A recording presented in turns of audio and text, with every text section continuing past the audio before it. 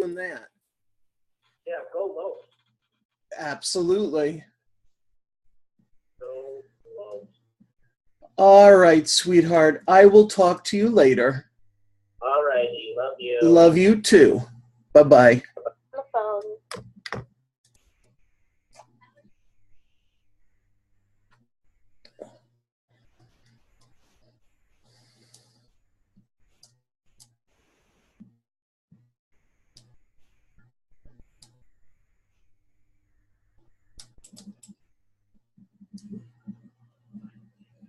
Hello, Ebonique.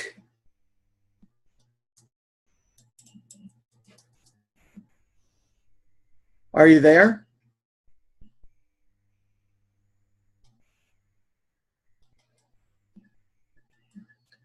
Okay.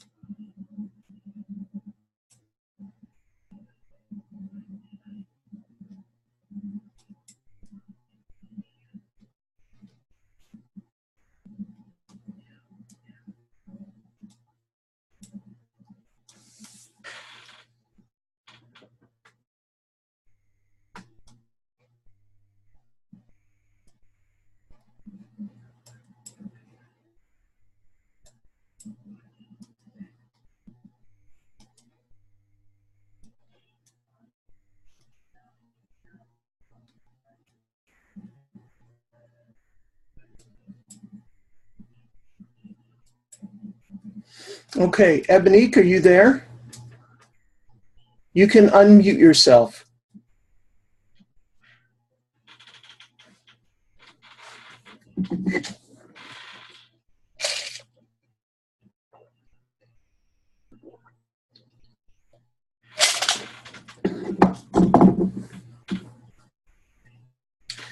Hello, Angel. How are you?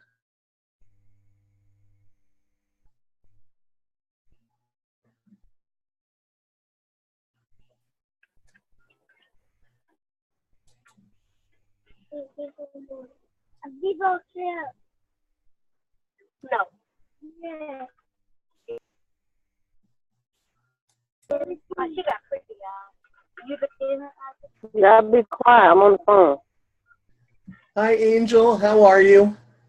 Hey, Are you in your car? I am. I hope you're not running after those crazy Pokemon things. Oh, no, I just had to pick my daughter up from gymnastics practice. Oh, okay. Hello, daughter at gymnastics practice. Okay, Ebonique, can you hear me?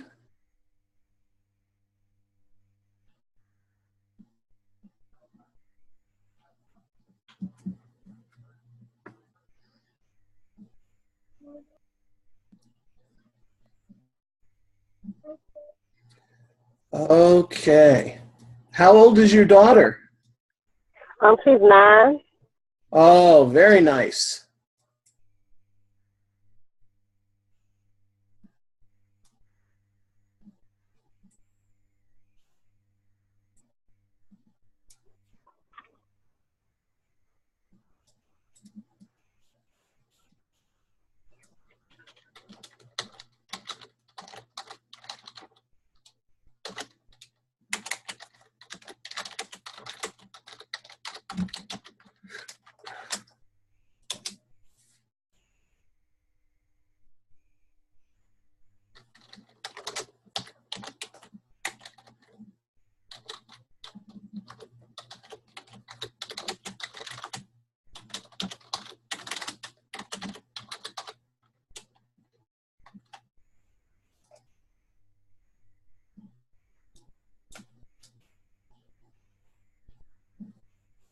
Okay, because there are only a few of us, you can unmute yourselves. Otherwise, I feel like I'm here by myself.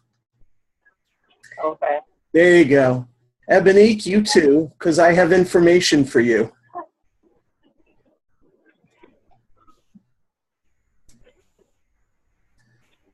Oh, you're still at work and you have a lot of background noise. Okay. I just wanted to make sure that you all could hear me. Now, I took a look, Ebonique, at the new special education handbook, the 2016-2017 version. And I wanted to let you know about a couple of changes from what we discussed earlier this week. First of all, you may now take a student that has a behavior modification issue rather than an IEP. However, you still have to have an academic goal with that issue. So a behavior modification plan is not going to be enough. My suggestion is still to look for a student that's going to have an IEP so that you can do, you're going to have to do academics in either case, but that way at least you can use the IEP to help develop your learning goal and your plans. So I wanted to mention that to you. And then for both of you, when you look in the new books, you are going to see somewhere around page 14, it's page 14 in the special ed book, you are going to see a nice little chart. And that chart is going to ask you to write down some things about your alignment.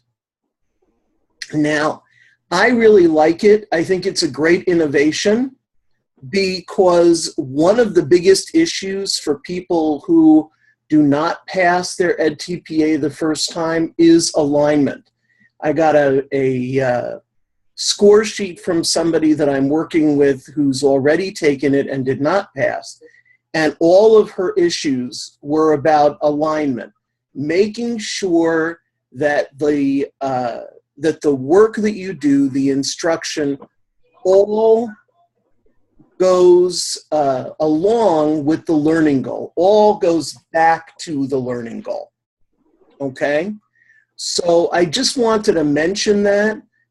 If I find any other differences, I will let you guys know, but so far that's the one that I have found, the two that I found.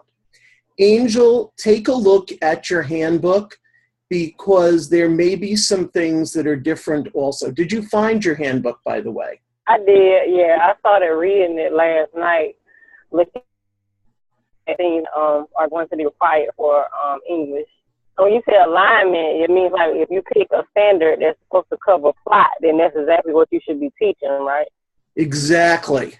Okay. Exactly. So you're going to start with your state standard, then you're going to create your learning goal, and then based on that learning goal, you're going to write your lesson plans, which is essentially how are you going to get there? Okay. Okay, how are you going to get your student to that learning goal? Okay. So, so that is important. Okay.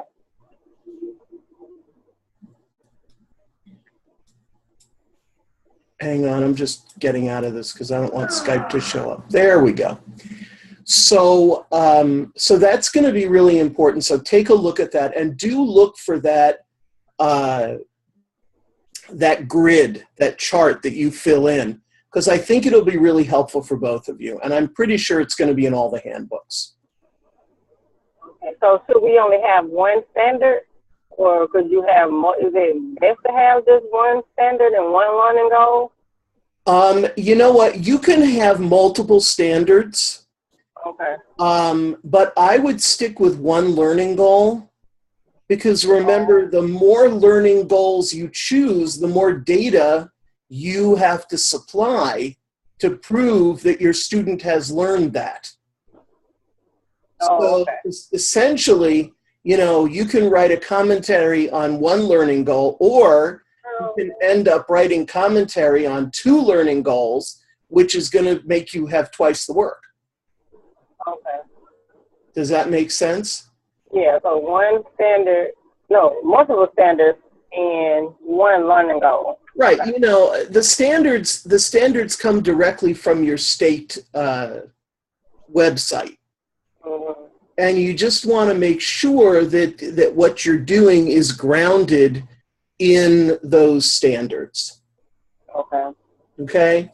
So, you know, but you're not going to have to write a lot about the standards. You're going to have to write about the learning goal and how your instruction got the student to that point. Okay. Okay? So don't worry too much about that. Okay. All right.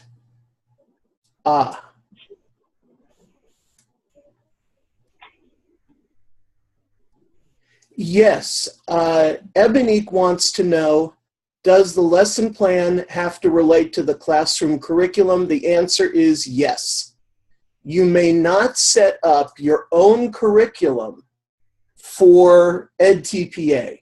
You have to use whatever is going on in the classroom for that. Now, the only time that might not be true for you, Ebonique, is if you're working in a resource room where students come in with their own curriculum, with their own goals, their individual goals that they have to do. Obviously, in a resource room, you don't have a set curriculum, okay? But if you are working with a student that's in inclusion classes, then you have to work with the curriculum of whatever you choose from those inclusion classes. Okay. So if you're ready, we'll go on to session 2. Now, session 2 is all about videotape. And so we're going to talk about how you are going to deal with the instructional phase of the EdTPA.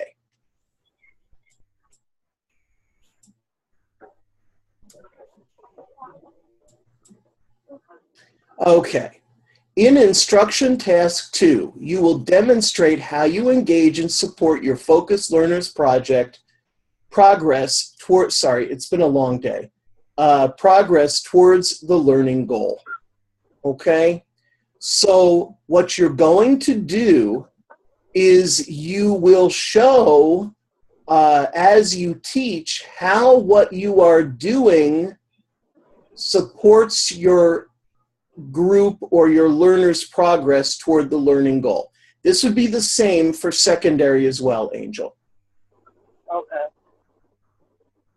Okay, what do I need to think about? Instructing and engaging the focus learner. For you, it would be the focus group. Okay. How does the learning environment demonstrate respect for and rapport with all learners, including the focus learner, enhance progress towards self-determination, and support engagement in learning? So, what are we talking about here? The learning environment would be almost like classroom management, but really just with the focus learner. Okay? How do you treat your focus learner? Are you respectful? Do you show a rapport? That's why I said you want to make sure as you begin to choose your focus learner that it's someone that you click with, someone that you have a rapport with, because that becomes part of this process of the learning environment. So how are you going to support this student towards engagement in learning? So how are you going to engage them? Second, how do strategies engage and motivate your focused learner in learning tasks to achieve the lesson objectives? So what kind of strategies are you going to use that will motivate your focused learner? Okay? how are you going to engage them? Give you an example. I taught a class this morning, okay? So I did about 15 minutes of discussion and then put them into groups. And I had one student, these were adults, but I had one student in the group turn around when I said to them, you only have a minute left. I had one woman turn around and say, but wait a minute, we're having fun. Okay? That's the goal. You want the students engaged in whatever you are teaching. And so what strategies are you going to use to make that happen? And that's also very true, Angel, in secondary. Okay. If you get into an accident while you're driving and listening, I am not responsible. I'm in my subdivision now. I'm almost home. Okay, I'm just saying. You know, because I don't want to be responsible for this. Ebonique, if they catch you doing this at work, I'm not responsible for it either. Okay. So what are you going to use to engage your focus learner? Oh, Ebonique's writing back to me now. LOL. Okay. Next, how are you connecting new learning to the focus learner's prior knowledge, skills, and personal, cultural, or community assets? In other words, you need to scaffold. You don't just take a student and assume that they know nothing. You're going to build new learning on what they already understand. So, for example, if you have a student, Angel, who already knows how to write an opening paragraph, say, okay? You don't want to start doing that again. So you build on that. Okay, you know how to write an opening sentence or whatever. Here's how you begin to write an opening paragraph for a 5-paragraph essay. Okay? So you want to scaffold, you want to build on whatever they already know. Okay. How are you using supports and materials to scaffold instruction for or otherwise support the focus learner? In other words, what are you using? What materials are you using? Worksheets? Are you using for Ebonique? Are you using manipulatives? What is it exactly you're doing? How will your instructional strategies, plan supports, and materials support learning, capitalizing on the focus learner's strengths and developing or applying developmentally appropriate self-directed learning strategies? In other words, what you want to do is you want to have the student, I hope you're still not moving with, you just opened the car door. So what you're going, I hope you're home. I am. That's good, because you just opened the door and I was afraid like you were still going 60 miles an hour or something. Okay. How will you use evidence? I'm sorry.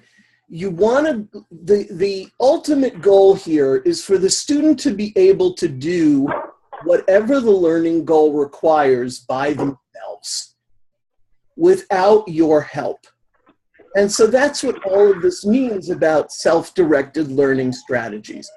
So for example, Ebony, if you're doing some kind of a thing I mentioned last time, I saw an excellent lesson on identifying coins.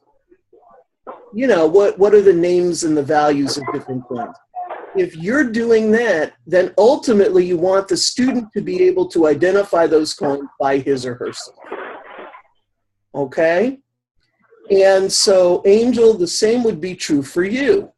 You know, after you show them how to write an opening paragraph, they should be able to do that by themselves. Did you leave the daughter in the car? Oh, no, everybody in the house. I just came back out in the garage. I forgot to put my shades back in the car. Oh, okay, good. I just, you know, it's interesting. I'm getting a tour of your house at the same time. I know, it's crazy. I'm trying to get in one spot real quick. All right. How will you use evidence from your instruction to examine and change your teaching practices to more effectively meet the focused learner's needs for acquiring, generalizing, maintaining, and/or self-directing use of the goal-related knowledge and skills? In other words, how will you show from what you have done? How will you reflect on what you taught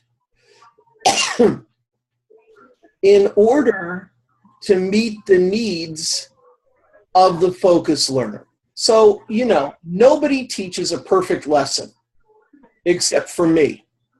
No, I don't. Nobody teaches a perfect lesson. And so we need to be reflective on what works in our lessons and what does not, and then to go back and be able to make those changes. Okay? So if something doesn't work in your instructional strategies, do not hide that from EdTPA. Explain it. Discuss it. How will you do it differently?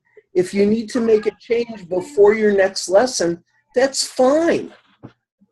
And that's what you would go ahead and do, but you have to talk about it.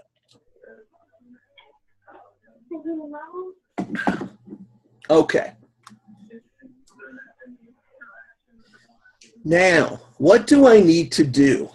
This is important. So, Angel, I'm going to wait till you're sitting down. Yeah, I'm down. Okay. Obtain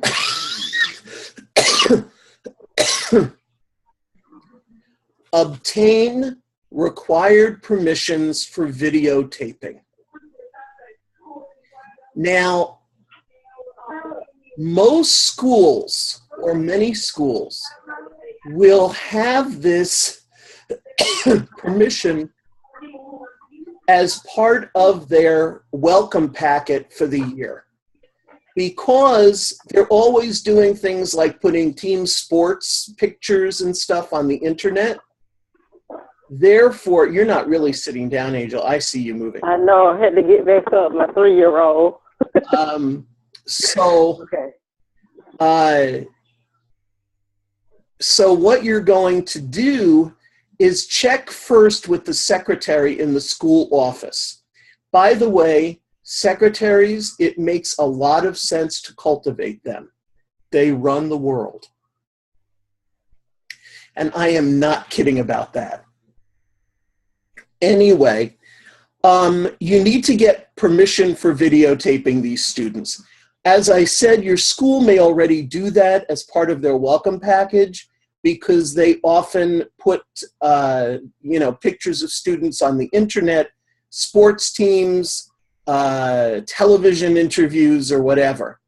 But if they do not, you will find in the EdTPA resources on the PLN a videotaping permission slip that you may use. But you may not do any video recording until you have these permissions, either because the school has it or because you've gotten it yourself. Okay. Video record your instruction related to the learning goal during the learning segment. Now, you are not going to use, in any sense, everything that you videotape. But I would strongly suggest that you videotape everything. And the reason is because you want to have as much material as possible to use for your 20-minute clip. Okay? Now, you cannot use any more than 20 minutes. It does not necessarily have to be, the clip from the beginning of class. You may not, you may use 1 to 2 video clips to submit. And you have to make sure they follow the following guidelines. The clip should demonstrate how you establish a positive learning environment and engage and support the focused learner to develop and apply knowledge and/or skills related to learning. Check the video and sound quality to ensure that you and your focused learner can be seen and heard on the video clips you submit. Finally, a video clip must be continuous and unedited with no interruption in events. So you may use up to 20 minutes of video clips, but they must be unedited, okay? So no starting and stopping. You have to do unedited video clips with no interruptions. All right, so you have 20 minutes of clip that you're allowed to use. Tape everything, because you don't know what things you're going to want to turn in. You're going to have to edit. My suggestion is this. Number one, you might want to check with your techie department at whatever school you're in about them taping it for you, or your mentor teacher will do the taping. Okay? However, you will need to make choices later on. So make sure that you tape everything. Everybody understand? Yeah, so you can have multiple videos, but all of those cannot equal more than 20 minutes? That's right. And they all must be unedited. Okay. Okay? Okay. But you can't have any more than 20 minutes.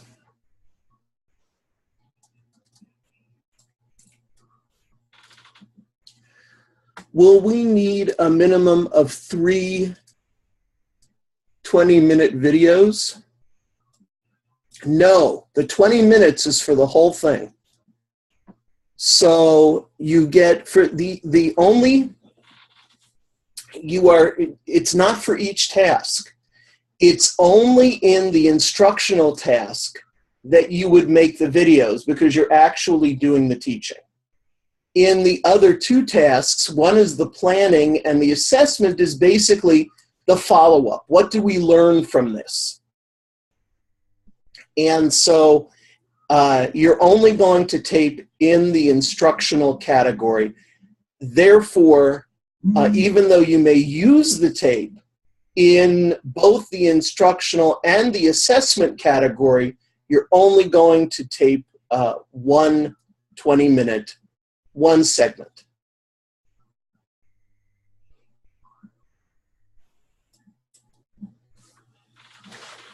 Thank you. You're welcome. Okay. Respond to prompts listed in the instruction task 2 commentary section below after viewing the video clips. Determine what additional information is needed to understand what you and the focus learner are doing in the video clips. It's very important. When you respond to these prompts, remember, the scorer is not there for you, so you've got to set up the context. You've got to set up the learning that's going to go on in the videotapes. Make sure you write about that. When you are writing about the videotapes, remember to give the timestamp, the time signature. What do I need to write? Instruction commentary. In Instruction Task 2, you will write a commentary responding to the prompts. Your commentary will be no more than 8 single-spaced pages. Now, these page numbers change depending on what handbook you're using. So, Angel, you'll need to see what the numbers are. Okay. for each of the tasks. Okay? And you can add certain things like, again, a transcription of comments or things that are inaudible on the videotape. You can add a transcript for that, and it doesn't count towards your pages. Okay. What do I need to write? Which lesson or lessons are shown in the clips? So make sure that when you're writing about the clips that you have chosen, you say, this is in lesson number 4 that we are discussing, or that we are doing such and such a thing. Okay? Don't make them try to find that, because they won't look for it. So you need to show what lesson you are discussing, any additional information, okay? So if there's additional information needed to understand the learning environment or the interaction seen in the clip, you need to write that also. Okay. Promote a positive learning environment. Refer to scenes in the video clips where you provided a positive learning environment. Describe how you demonstrated respect for and rapport for all learners. Describe how you provided a positive learning environment that both supported and challenged your focus learner in relation to the learning goal, moving the focus learner towards self-determination. So again, how in the clips you need to describe the rapport that you have. You need to describe how you demonstrated respect for the learners, how you created this positive learning environment. It's not enough to say that it was there.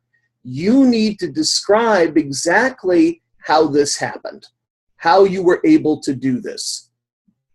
Okay? And remember, they're not looking for your classroom management skills. They are looking for how was the student affected by the environment you created. There is a difference. Do you see what I mean? Mm-hmm. Okay. Next, engaging and motivating the focus learner. Refer to examples from the clips in your explanations. For group instruction, you may refer to the interactions with other learners, as well as examples of collective strategies accessible to the focus learner. So this applies a little bit to you, Angel, because you're going to be working with a group. Okay. Now, you need to explain, using examples from your clips, how did your strategies work to help the focus learner get closer to the learning goal. Okay? So that's A. B, you need to describe what in your instruction linked the focus learners to the prior learning. So you may want to make sure that you show how you go over the pretest or whatever to show what the student already knows, and then show how you have added to that, how you have built on that. Describe the strategies you used to move the focus learner toward independently initiating and/or maintaining active engagement in learning tasks related to the learning goal. In other words, what kind of feedback back and forth between you and the focus student went on so that the focus student can do whatever the learning goal is by his or herself. Okay, because ultimately you want these students to be able to independently do whatever it is that the learning task is and fulfill the learning goal by themselves.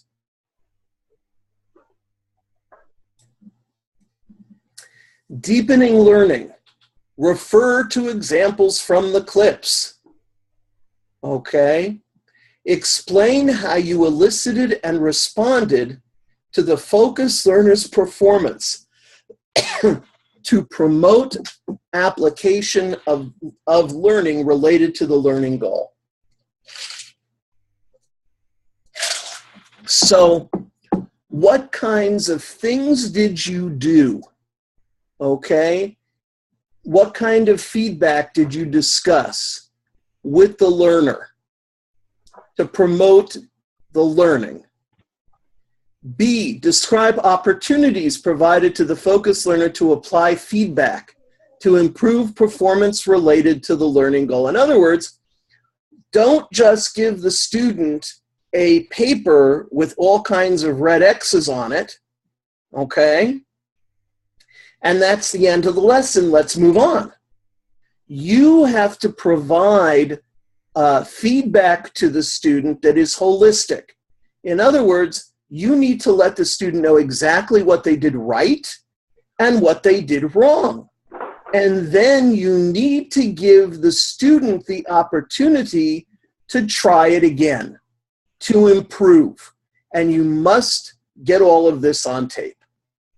I know you need like Cecil B. DeMille to come and direct.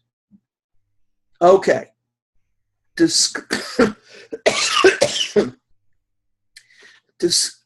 Sorry. Describe how you move the focused learner towards self-evaluation or self-correction to improve performance related to the learning goal. So that's basically the same kind of thing. How did you help the student be able to figure out what they did wrong on their own so that they can move towards answering these questions themselves? All right. 6, supporting teaching and learning. Explain how your materials and instructional strategies help the focused learner to be able to succeed. Okay? Okay, now I'm paraphrasing here. Describe how your instructional strategies, again, promoted the idea of a self-directed learner, helping them to be able to do it themselves. And again, you need to do this by referring to examples from your clips. This is why I'm telling you, you need to video everything you possibly can. Okay? Analyzing teaching. Using examples from your clips. What would you change about the teaching scene in the clips? What could you have done better? How would you change to improve the learning of the focused learner, or Angel in your context, the group? Okay? So what would you change about what you taught?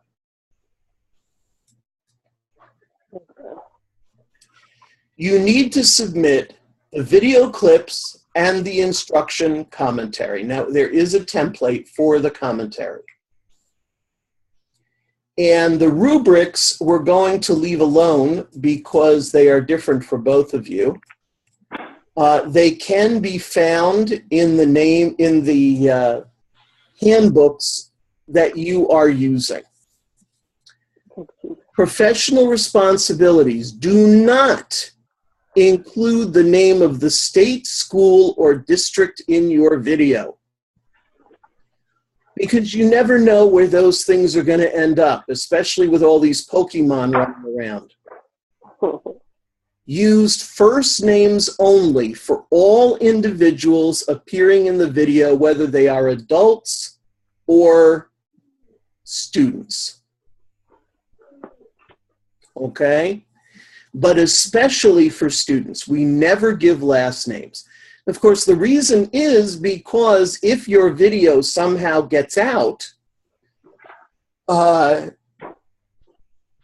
if someone could identify the school, the district, and the name of the student, they could target that student. And so we have to make sure that we protect the students that are part of our class. Remember to cite things in the APA format. Here are links to our resources. We've seen that before. And here we are once again, your ever good-looking EdTPA clinical practice mentors. So, okay. Do any of you have any questions? All the information you went over today, it's inside of the handbook, right? That's right. Okay. Everything we went over today is out of the handbook. Okay. Okay? So make sure you look in your handbook and check what your individual handbook requires from you. Okay. Okay. Ebonique, any questions?